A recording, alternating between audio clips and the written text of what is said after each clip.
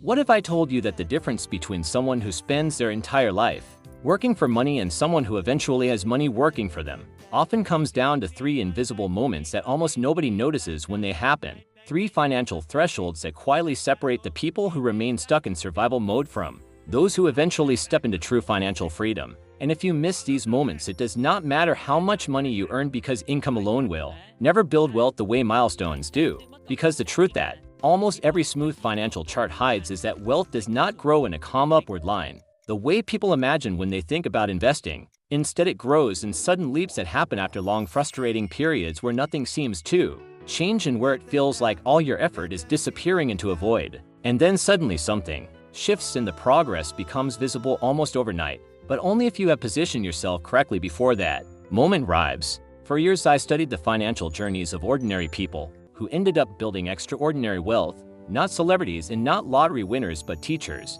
engineers, freelancers, and small business owners who started with average incomes and somehow ended up with portfolios that most people assume require six-figure salaries or family money. And the pattern that kept appearing again and again was not higher income, but the fact that these people crossed three very specific financial thresholds earlier and more deliberately than everyone around them. To understand how powerful these thresholds are, imagine a people whose lives look almost identical on the surface, except for one small difference that seems irrelevant at first but eventually changes everything about their financial future. In Columbus, there is a 34-year-old teacher named Laura who earns about $58,000 a year, which most people would consider a perfectly respectable but not particularly impressive income in today's economy. And in Austin, there is a 41-year-old software contractor named Daniel who earns roughly $112,000 a year, working with multiple clients and enjoying the flexibility that freelance technology work provides. If you asked almost anyone which of these two people will be financially comfortable 10 years from now, nearly everyone would choose Daniel, because the logic feels obvious and simple. Since he earns almost twice as much money and therefore must have a far better chance of building wealth over time. But the numbers that will exist 7 years from now tell a story that surprises almost everyone the first time they see it, because Laura will actually have several times more net worth than Daniel, despite earning dramatically less income for most of her adult life. The reason is not luck, and it is not secret investment knowledge, and it is not some once-in-a-lifetime opportunity that she happened to catch at the perfect moment. The real reason is that she crossed three financial milestones that Daniel either reached far too late or never treated with the importance they deserved. The first milestone is something that sounds almost trivial until you understand the psychology and mathematics behind it, and that milestone is the moment when a person reaches their first $10,000 invested in real assets. Not saved, but invested. That distinction is where the entire journey toward wealth truly begins, because saving money simply means the money exists somewhere, while investing means the money has started to work on your behalf even when you are asleep or focused on other parts of your life. The majority of people spend years believing they are progressing financially because they keep a few $1,000s sitting in a bank account that grows by a few dollars of interest every month, which creates the comforting illusion of responsibility while doing almost nothing to change their long-term trajectory. The real problem is that before you reach $10,000 invested, the effects of compounding are so small that the brain barely notices them, which creates what I call the motivation desert, where progress feels invisible and patience becomes extremely difficult to maintain. If you invest $2,000 and the market returns 10% in a year, you earn $200, which is technically progress, but emotionally it feels meaningless, because it does not change your lifestyle or your sense of financial security in any noticeable way. But once you reach $10,000 invested, something subtle but powerful happens, because that same 10% return suddenly becomes $1,000, which is large enough for your brain to recognize that money can actually generate more money without requiring more hours of your life. That realization creates a psychological ignition point, where the concept of wealth stops feeling theoretical and begins to feel real, because now the portfolio itself is contributing to your income in a visible way. Most people never reach this first milestone, not because they lack discipline or intelligence, but because they rely entirely on motivation, which fades quickly when progress is slow and life keeps presenting new expenses and distractions. The people who cross this milestone successfully usually do something much simpler and far more reliable, which is automation, because when a fixed percentage of income is automatically transferred into investments before it ever touches a checking account, the decision-making process disappears and the habit becomes mechanical rather than emotional. This is exactly what Laura did when she was 28 years old, working her second year as a teacher while earning far less than she does today. and yet quietly reaching $10,000 invested simply because every month a small, automatic transfer moved money into a broad index fund without requiring her to think about it. Meanwhile, Daniel in Austin continued earning strong income for years, but always found reasons to delay consistent investing because there was always something else that felt slightly more urgent or slightly more rewarding in the short term, whether it was upgrading his apartment, buying a newer car, or celebrating successful projects with expensive trips. None of those decisions were irresponsible when viewed individually, because each one seemed reasonable for someone with this level of income, but together they postponed the moment when his money actually began working for him. Daniel finally crossed the $10,000 investment milestone at 38 years old, which might not sound like a major delay, until you remember that every year before compounding begins is a year that can never be recovered later regardless of how much income arrives afterward. But crossing the first milestone only begins the transformation, because the second milestone is where wealth starts to accelerate in a way that feels almost unfair compared to the slow struggle that comes before it. That second milestone is the moment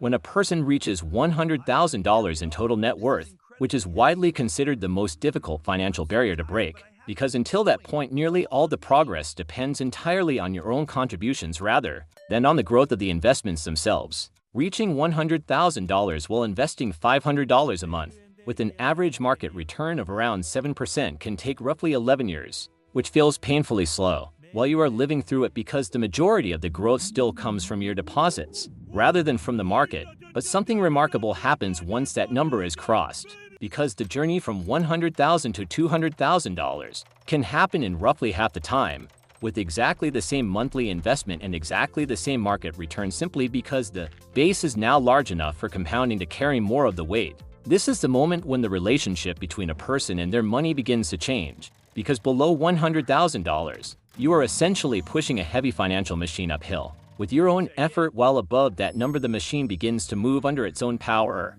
somewhere between $100,000 and $150,000. Another fascinating shift occurs, where the annual growth generated by the investments themselves begins to equal or even exceed the amount you are personally contributing each year. At that point, your wealth is no longer growing primarily because of your labor, but because the capital you have already accumulated has become productive in its own right, which is the beginning of true financial momentum. However, this milestone also introduces one of the most dangerous psychological traps in personal finance, because reaching $100,000 often makes people feel wealthy for the first time in their lives, and that feeling quietly invites lifestyle inflation to enter the picture. A slightly nicer apartment seems justified after years of hard work and saving. A more comfortable car feels like a reasonable upgrade after reaching a six-figure net worth, and a vacation that costs $4,000 instead of $1,500 suddenly feels like something you have earned. Each of these changes seems harmless when viewed alone, but together they often increase monthly expenses by hundreds or even thousands of dollars, which were previously being invested during the most powerful compounding window of a person's financial life. If someone reaches $100,000 at age 35 and then redirects just $1,000 a month from investments toward lifestyle upgrades, the long-term cost of that decision can exceed $350,000 by age 55, simply because that money was removed from the compounding engine at the exact moment it began operating at full speed. The individuals who navigate this stage successfully often do something that appears counterintuitive to the outside world, because instead of rewarding themselves with higher spending immediately after reaching $100,000, they increase their investment contributions, even slightly, allowing the excitement of the milestone to fuel acceleration rather than celebration. They understand that the period immediately after crossing this threshold is the highest leverage financial moment most people will ever experience, because every additional dollar invested during this stage multiplies far more dramatically over the following decades. And yet, even this second milestone is not the true destination, because the final milestone is the one that quietly transforms financial stability into genuine freedom. That third milestone arrives in the year when passive income generated by investments becomes large enough to cover a person's baseline living expenses without requiring active work or the sale of their core assets. This moment represents the true definition of financial independence, because it means that your survival no longer depends on exchanging your time for money, which is the deepest form of security that wealth can provide. Most people imagine that this milestone requires tens of millions of dollars, because they associate financial freedom with extravagant lifestyles displayed on social media. But the reality is far more mathematical and far more attainable than those images suggest. Financial freedom is not determined by a single net worth number, but by the ratio between the income produced by your investments and the amount of money required to sustain your basic life. For someone whose essential expenses total $3,000 per month or $36,000 per year, a diversified investment portfolio, following the widely discussed 4% withdrawal guideline, would require roughly $900,000 to sustainably generate that level of income without exhausting the principal. At first glance, $900,000 might sound enormous to someone just beginning their financial journey, but once the first two milestones are crossed, the compounding mathematics that lead to this level become far less intimidating and far more predictable over a 20–30-year horizon. The hidden variable that determines whether most people reach this third milestone is not the performance of their investments, but the size of the lifestyle they choose to maintain, because every additional dollar of monthly expenses increases the portfolio required to support it. A person earning $150,000 a year, but spending $8,000 per month, needs approximately $2.4 million invested to achieve financial independence, while another person earning $75,000 but living comfortably on $3,000 per month only needs $900,000 to reach the same level of freedom. This is one of the most counterintuitive truths in all of personal finance, because the faster path to independence often belongs not to the highest earner, but to the individual who deliberately controls the denominator in the equation by maintaining a lifestyle that does not expand every time income rises. Laura understood this principle instinctively, even though she never described it using financial terminology, because throughout her career, she focused more on keeping her essential expenses stable than on chasing constant upgrades in lifestyle. As a result, the distance between where she stood financially and the third milestone of passive income covering her baseline expenses kept shrinking every year, even though her salary remained relatively modest compared to many people around her. Daniel, on the other hand, increased his spending almost automatically each time his income rose, which slowly pushed the financial independence target further away. Even while his salary continued climbing, neither of them made dramatic mistakes or reckless financial gambles, yet their outcomes diverged dramatically simply because one of them recognized the importance of milestones while the other measured progress only through income. And this brings us back to the question that matters more than any salary figure or investment tip you will ever hear, because the real issue is not how much money you earn today,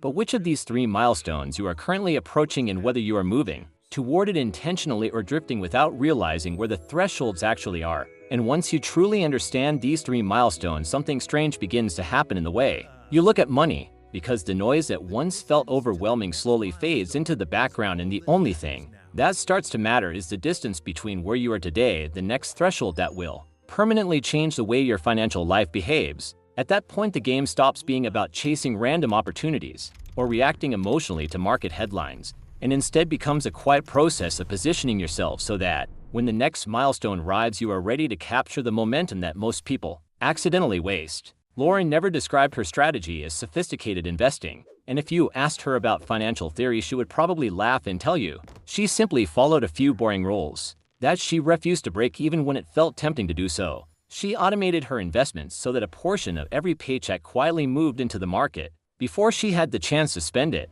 She resisted the urge to dramatically upgrade her lifestyle each time her salary increased. And most importantly, she always knew which milestone she was approaching next, which gave every financial decision a sense of direction. When she crossed $10,000 invested, she did not celebrate with a shopping spree, but instead increased her automatic contribution slightly, because the progress made the process feel real for the first time. When she reached $100,000 in net worth, she felt the same surge of excitement that almost everyone feels at that number, but instead of allowing that excitement to justify higher spending, she used it as motivation to accelerate her investments even further. And year after year, the compounding engine that she built quietly in the background continued to grow larger and stronger, while most people around her were still focusing almost entirely on increasing income without realizing that income alone rarely determines long-term wealth. Daniel eventually began noticing something unusual when he compared his finances with people who earned far less than he did, yet somehow seemed less stressed about money and more confident about their future.